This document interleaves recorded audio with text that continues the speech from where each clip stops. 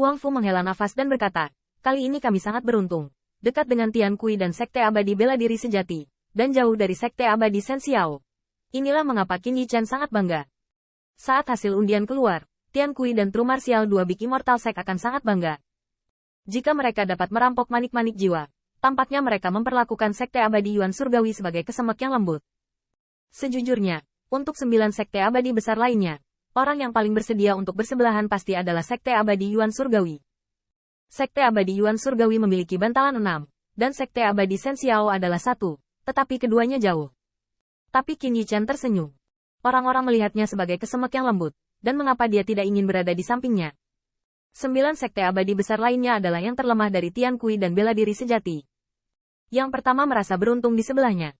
Siapapun yang memikirkan Qin Yichen merasa begitu. Tidak hanya Qin Yichen, tetapi bahkan Huang Fui berpikir demikian. Lagi pula, lebih baik berada di sebelah Tian Kui True Martial 2 Immortal Sect. Lebih baik daripada Shen Xiao dan Star Immortal Sect. Setelah melihat ini, Huang Fu menjelaskan, 2 setelah Huoxiang, peringkatnya didasarkan pada jumlah manik-manik jiwa yang dipegangnya. Tentu saja, kali ini bukan individu melainkan Sekte Abadi. Qin Yichen mengangguk, tetapi ketika saya melihat lengan Zhan Hong mengayunkan tinjunya, dia berkata, jadi, Qin, saudara muda, kita harus bekerja sama. Qin Yichen hanya menggosok dagunya setelah bergumam, dengan kata lain. Memanen manik-manik jiwa hanya yang kedua, fokus pada pertarungan antara Sekte Abadi utama. Qin Yichen tertawa. Benar saja, ini sejalan dengan tingkat upacara Sekte Abadi. Jika hanya jumlah manik-manik jiwa yang dipanen, bagaimana bisa layak untuk acara tingkat ini? Qin Yichen juga bertanya, 10 Sekte Abadi besar, dapatkah Sekte Abadi bersaing satu sama lain? Setelah melihat masa percobaan Huang Fu, Qin Yichen menyadari bahwa waktu 2 Huoxiang pastilah pertempuran naga dan harimau. Manik-manik jiwa itu sendiri tidak ringan untuk kekuatan roh. Selain itu, tetapi juga untuk mencegah orang lain merebut, dan bahkan mengalihkan perhatian untuk merebut manik-manik jiwa dari Sekte Abadi lainnya.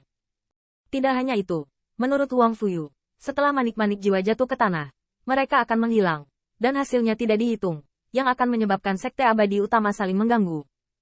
Lagi pula, peringkatnya didasarkan pada jumlah manik-manik jiwa. Bahkan jika Anda hanya memiliki 1 manik jiwa, dan Sekte Abadi lainnya tidak memilikinya, Anda adalah yang pertama. Dengan cara ini, Bidou akan melakukan perubahan yang tak terhitung jumlahnya dan dibodohi, kecuali teman kiri dan kanan, semua lawan. Saat merampok orang lain, Anda harus mencegah Sekte Abadi lainnya tidak menyadari Oriole di belakang. Anda juga bisa jatuh ke tempat yang salah dengan titik lemah yang menangkap Sekte Abadi lainnya. Kepalanya sangat mengasyikkan. Tapi Huang Fui menghela nafas, bukan kebetulan. Tempat pertama ini seharusnya masih menjadi Sekte Abadi Shen Xiao. Bukannya dia melawan moral, tapi itulah yang dipikirkan oleh 9 sekte besar abadi lainnya. Belum lagi kekuatan Sekte Abadi Shen Xiao sendiri dapat menghancurkan penonton. Sekte abadi lainnya tidak berani merampok mantan manik-manik jiwa.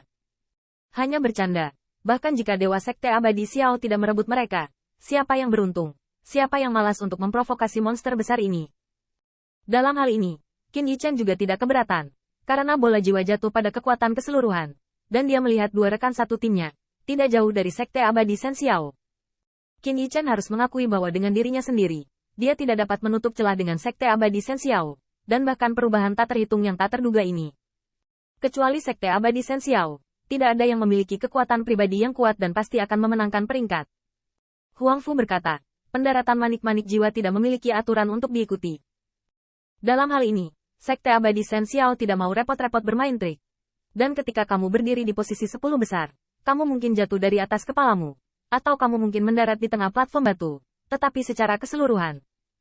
Memanen manik-manik jiwa bergantung pada kemampuannya.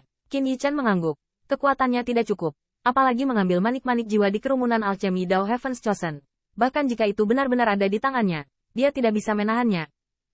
Huang Fuxi akhirnya berkata, begitu 2 Huoxiang habis terbakar, tidak akan ada lagi manik-manik jiwa, tetapi hanya ada beberapa nafas. Selama ini, itu adalah pertarungan terakhir antara Sekte Abadi utama. Tembak jatuh semua manik-manik jiwa lawan, atau pertahankan skormu. Qin Yichen menghela nafas lega. Pertarungan yang membosankan seperti itu harus dihadapi dengan sungguh-sungguh. Kepada senior Huang Fu, saya punya satu pertanyaan terakhir. Betapa berbedanya jumlah manik-manik jiwa yang jatuh ke batas yang bisa dibawa oleh kekuatan roh kita semua? Huang Fu berpikir sejenak, dan tertawa. Tidak menyangka kamu cukup teliti. Hampir sama. Tapi tidak perlu mengejar satu demi satu. Meskipun jumlah manik-manik jiwa mirip dengan batas yang dapat ditanggung oleh 30 surga terpilih dari 10 sekte besar abadi. Ketika Anda akhirnya menilai hasilnya, pasti tidak banyak, bahkan tidak setengahnya. Dengan kata lain, Huang Fuzhen berkata, meskipun kita berada di sebelah Tian Kui dan bela diri sejati kali ini, dan jauh dari Sekte Abadi Shen Xiao, itu hampir berlawanan dengan platform batu. Platform batu itu sangat luas. Jarak ini ingin merebut manik-manik jiwa kita, yang cukup untuk melemahkan penyebaran spirit power, dan situasinya rumit. Di lapangan, kekuatan roh juga harus tercampur. Jadi Sekte Abadi Shen Xiao seharusnya tidak berurusan dengan kita dengan sengaja, tapi berhati-hatilah dalam segala hal. Huang Fu berkata, beberapa hari terakhir ini, mari kita menganalisis situasinya bersama. Kalian bertiga akan berlari bersama untuk mendapatkan hasil. Setelah Qin Yichen mengangguk, dia tiba-tiba tertawa. Tenang Huang Fu senior, sulit untuk mengatakan hal lain. Tetapi junior dapat menjamin bahwa kita tidak akan pernah menjadi yang berikutnya. Pemuda itu tersenyum datar, tetapi penuh dengan rasa percaya diri yang kuat. Begitu komentar ini keluar, Huang Fufu, yang awalnya dihantui oleh publik, sebenarnya sedikit berubah, menunjukkan harapan dalam semangatnya, dan murid-murid di sisinya. Dan tidak ada yang mengira ini salah. Setelah kembali ke mansion, tidak menyangka Duan Molongdou telah kembali bersama Ni Yuntian dan yang lainnya. Kakak Qin, bagaimana? Senyum Ni Yuntian agak dibuat-buat. Jangan dipikir-pikir, upacara pembukaan Martial Dao, Sekte Abadi Yuan Surgawi juga berada di dasar keberadaan. Dan tentu saja saya tidak dapat mendengar hal yang baik.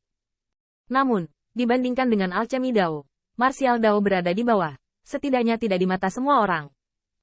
Qin Yichen mengangkat bahu sambil tersenyum. Apalagi yang bisa Anda lakukan untuk berpartisipasi dalam upacara Sekte Abadi? Masing-masing dari mereka adalah pesta pilihan surga. Tentu saja Qiu Xuan Aung, dan agresif. Meskipun Ni Yuntian tidak muncul, dia bisa menebaknya. Lagi pula, ini bukan sekali atau dua kali. Saudara Qin, jangan pergi ke hatimu. Saya percaya bahwa dengan kekuatan Anda dapat dengan cepat membungkam tawa itu. Qin Yichen melambaikan tangannya. Selain itu, apakah Anda Martial Dao perlu masuk? Ni Yun Heavenly Dao, tentu saja itu sangat diperlukan, tetapi juga tidak terburu-buru. Kami akan pergi berbelanja di kota Shen Xiao. Apakah saudara Qin tertarik?